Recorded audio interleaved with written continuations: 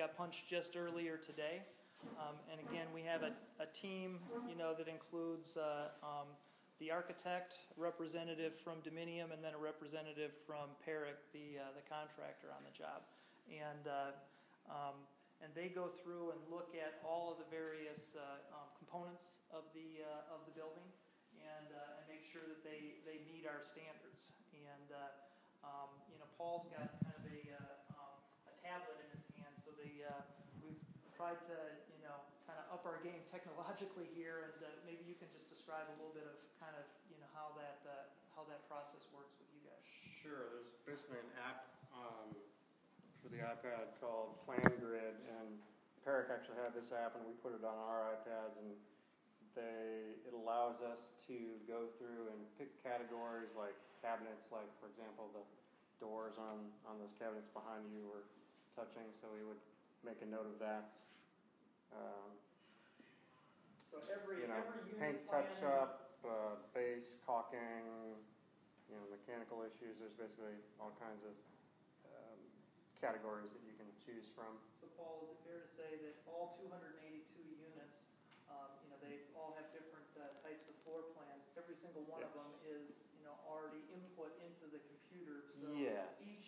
Each unit has its own individual punch list in an electronic way, and it's a very efficient way to communicate that to a whole lot of different parties, because there's all sorts of different trades and people who need to come in and make sure that this thing is absolutely perfect and ready for move-in.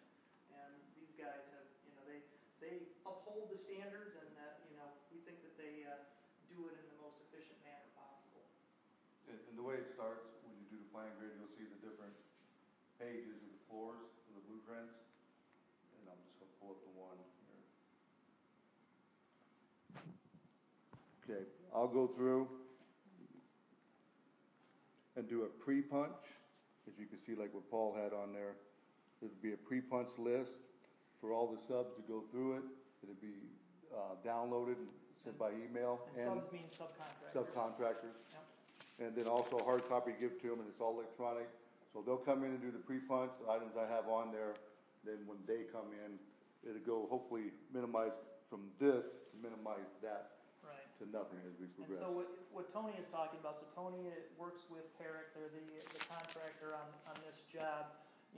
He's got a whole crew of people himself that look at all of these units ahead of time before, our crew of, 3 or 4 of us go through and look at these things. And he's like, I want to get all of this stuff as perfect as it can be. So he's got all sorts of red dots in his thing there. So they're fixing all of that stuff so that by the time they get to our punch list, ours can be as minimum as possible, and we're looking at just the smallest details to make sure that it's absolutely as good as it can be.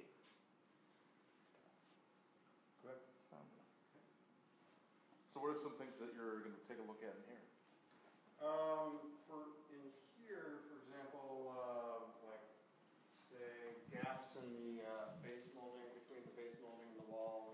If we can fit a quarter into that gap, then it needs to be caulked. Go around if there's paint on duct work, another thing, casing, if there's a gap between the casing and the wall, that needs to be tightened up. Mostly pretty minor, by the time we get to doing our punch, it should be fairly minor issues like that. Right behind Jason's a little nail pop on the wall there. So, just little blemishes that need to be touched up.